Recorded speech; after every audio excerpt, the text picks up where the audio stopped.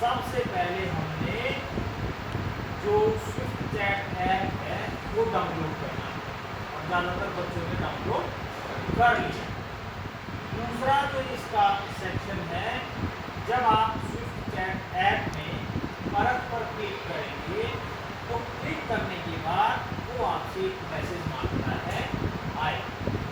आपने hi message लिखने के बाद क्या करना है कि एक ब्लू कलर का साइन किनारे पर दिखाई देता है, उसको आपने क्लिक कर देना। जैसे ही क्लिक कर देंगे वो कहेगा आपका नाम।